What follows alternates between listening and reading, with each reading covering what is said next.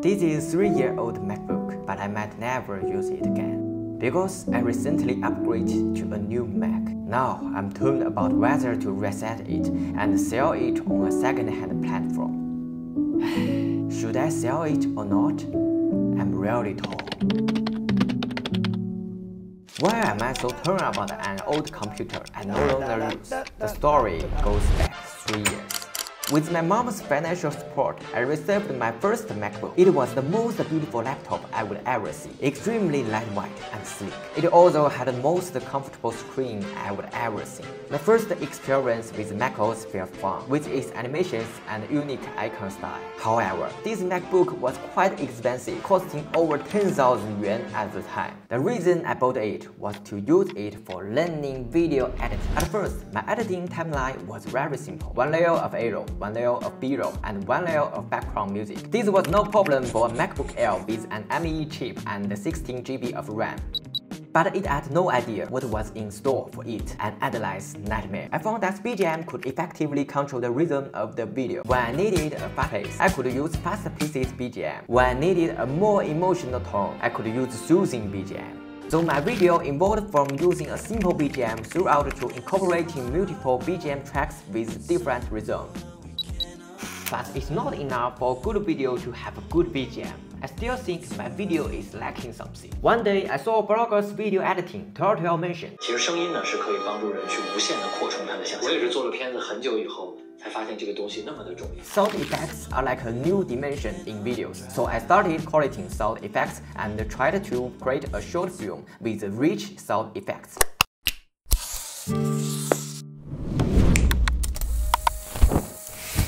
However, sound effects are indeed quite complex. My editing tracks become densely packed, and my MacBook started to head up with some lag when dragging the tracks.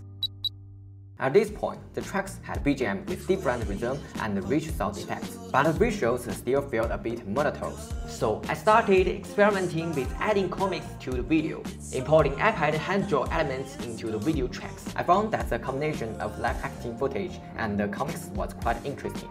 As a result, the hand-drawn comics on the editing tracks become increasingly nervous. At this point, the MacBook seemed to be nearing its limits, getting quite hot, and the editing process started to feel sluggish. Just then, I saw that it was mentioned in the video editing tutorial shared by the blogger. Wow, transitions are so cool! As expected, I soon became obsessed with learning transitions. I experiment with narrow mask transitions, green screen transitions, similar transitions, and also tried out various transition plugins.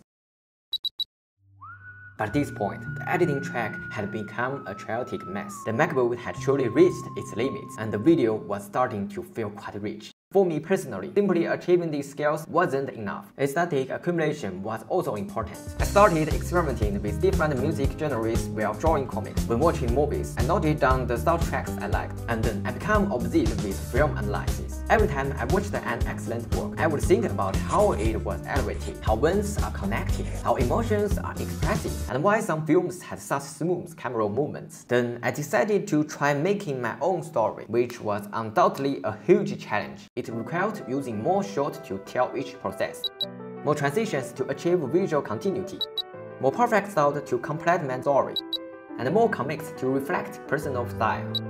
However, I eventually realized this bold idea. But for this computer, it was indeed a bit beyond its capacity. Yes, this MacBook's performance is no longer sufficient. Editing becomes increasingly laggy. Loading times grew longer, and even exporting videos can fail. It truly limits my creativity.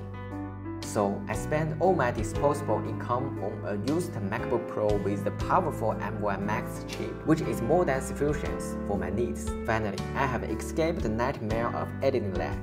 Now, I have completed many videos with this new MacBook, and some reviewers have praised my editing skills. But that old MacBook wasn't being used in a long time. I probably won't need that old Mac anymore, so should I sell it?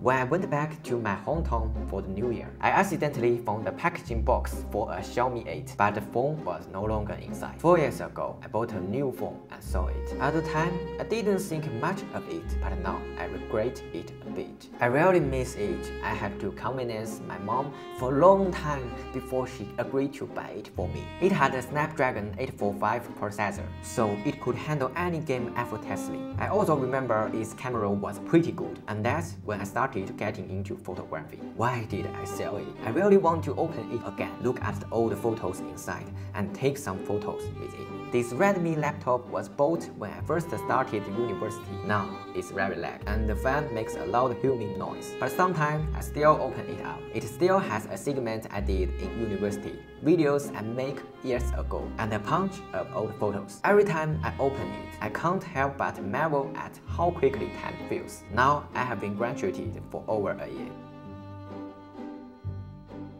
I often think that where digital products don't have lives, the people who use them involve them with many stories. This old MacBook certainly has its own stories. I still remember the excitement and anticipation of opening the MacBook for the first time, and I still remember the days I spent learning video editing with it. So, in the end, I decided not to sell it.